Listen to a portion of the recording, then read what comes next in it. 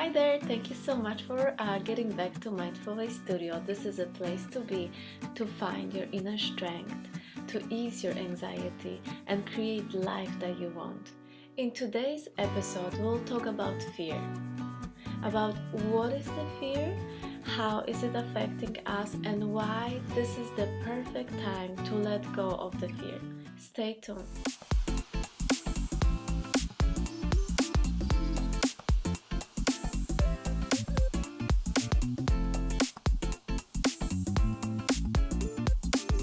I know that I used to be a super fearful person, but it was making me feel so insecure, so little, and I was unable to open my own wings. And although everyone around me was believing in me that I am so capable of doing so many things, I did not believe in myself because of my fear of being open and being authentic. By definition, fear is the emotion, it's a very unpleasant emotion that is connected to the very internally felt belief that something or someone is dangerous. It might be connected to the memory of a person or a threat felt in the past. In a situation of fear, our body is right away being flushed with the hormone of fear, which is responsible for the flight or fight response. So naturally, we want to either run away, hide, or retreat from the situation that we perceive as dangerous. Fear is the inner felt an inner built protection system. It is here to make sure that we as a human being feel safe and protected in this lifetime. This protection mechanism could be good or could be bad, and here's why it could be both. It is positive and it is good because in a situation of danger, it gives the information to your body. This is a situation of danger. You have to hide, run away, or retreat. It also flashes us with hormones of fear like adrenaline that is actually helping us in creating instant action. It could be also negative, and the negative aspect of the fear is connected to how long the fear occurs in a body. Does it have beginning and ending, or it is constant? The second aspect of the negative impact of fear is connected to how long ago we felt this initial sense of fear. And when we felt it as a child and now we are adult, there is the whole correlation that is in between those two points in our life. So let's say as a child you were scared of the situation, but as an adult you no longer supposed to be scared of the same situation because you outgrew it, but the fear is constantly there. So it's almost like the fear is like a knight, is a protector, is a guard holding you from getting into the life scenarios that could possibly lead to dangerous situations. The fear that we felt as children transformed along, but actually instead of being conscious fear, it is residing within our subconscious mind, and it is acting accordingly towards the old belief, even in our adult life. Let me give you an example. Let's say when you were a child and you got scared of a man, you concluded something in connection to that negative experience, to that dangerous maybe situation, to that threat that you experienced. But right now you are maybe 20 years older and you are open and wanting to build relationship with a man. And here, where is the fear that is creating a little bit of like uneasy situation. The fear that was being created back then created a blockage inside of your subconscious mind that is preventing you from getting closer, even when a man is nice and consciously you see the man is being nice, but somehow the subconscious mind creates awkward situations or creates situations that can really lead to not inability to be close to any man. Sometimes you can even laugh and think, what is happening? Why am I repelling men? Or maybe why they don't have such an interest in me? And it could be really connected to this fear that is preventing us from being fully open and available for a man. Remember that fear is not logical. It has nothing to do with your consciousness, but it has everything to do to keep you protected and keep you safe. And here is 7 ways how the fear is affecting you in everyday life. Fear that is felt on a physical level goes all the way to your roots, and it questions your reasoning for being alive. It may keep you so little that you are going to fear of going and being part of the community, being part of your friendships, being part of bigger group. It may keep you so little in your household or in a limited space where you feel comfortable. It's going to prevent you from getting out of your comfort zone into the open space.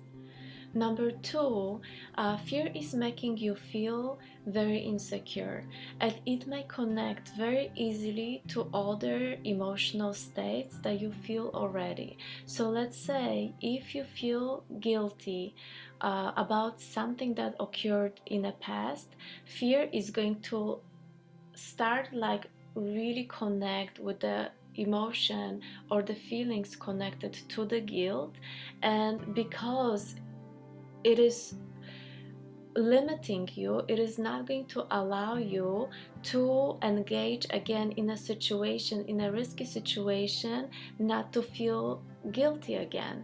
So it will refrain you from taking a part in the action and making you withdraw from your life in order not to feel other emotions like guilt. Number 3 is when fear is affecting you and you are not opening up to be part of the experience with other people, when you are not open for other people. And it could be connected to another emotion that you could feel, and it's connected to shame. So let's say if you ever got shamed by somebody, or you felt shame because of your own behavior, then the fear is going to again play along with this emotion of a shame, and it's going to prevent you from being open and authentic. Number 4 is when fear is preventing you from getting into your desires, finding your desires, planning your future, planning your life, allowing the life to unfold, have dreams and follow your dreams. It is when the desire is suffocated because of the fear. So when the fear just takes over the dream and the desire, that's when we really feel very little. Everyone has a right to live their dream life. As many times as you will fall, and I guarantee you, you will fall in your life, but that many times you have a chance to get up, brush yourself off from the dust, and act again, risk again, do it again, over and over, because at some point everything is going to happen in the way you want.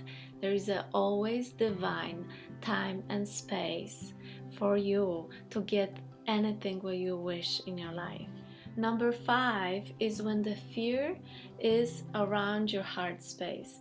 It is when the fear is guarding your heart and preventing you from fully opening heart. And it could be because of disappointments in the past. It could be love disappointment. It could be because you lost somebody that you loved so fully, and there is a lot of grieving happening. Instead of fearing to going again through that terrible, crazy, hard experience, you'll rather keep the heart closed instead of opening it. Number 6 is when the fear is affecting your communication skills. And I am pointing our throat because our throat is connected to our speaking, to our communication skills. When we feel fear, when we feel anxious, we usually withdraw from our life and we keep it very tight. We feel tightness happening inside of our chords, inside of our voice box. Our voice becomes very shaky. We rather not say anything that says something back. Number 7 is connected to our heads. It's connected to our overthinking. When we are experiencing fear, our thinking patterns are being fully affected, and we are no longer thinking in a clear mind. We are very much affected. Somebody famous said that we are not looking at the things as the things are, but we are looking at the things because of the we are. And I really invite you to pay attention to that. So let's say if you are in a situation that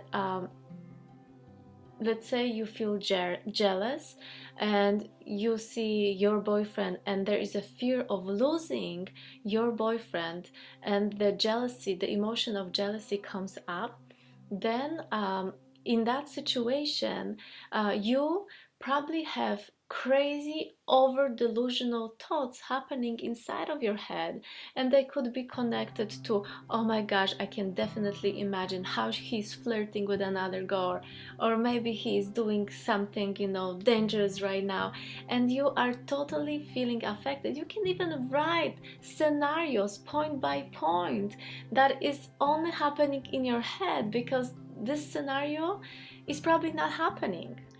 So the fear can totally create delusional thoughts, can impact the quality of our thoughts, and we become very irrational because of the fear. It is time for us to let go of the fear. The fear is affecting every part of our being. It affects us on every plane, on our physical plane or our emotional plane. It affects our physical body, our emotional body.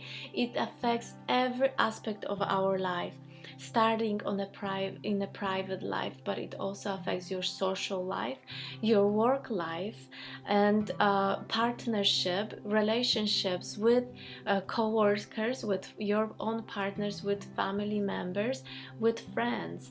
It is really making us suffer in our life. How long are you going to allow yourself to be affected by the fear, knowing that it only depends on you if you are ready to let go or not? Fear is such a baggage that is not really even real. We can live in a past. We cannot allow the past to affect us because we are no longer the same person as we were 10 years ago, 1 year ago, even 1 hour ago. We are not the same person.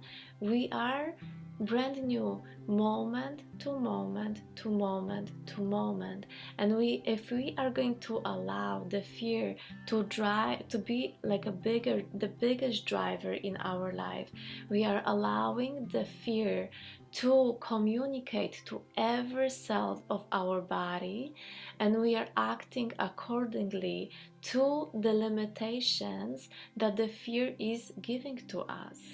Fear also affects our emotional body, and based on that, it also affects our physical body.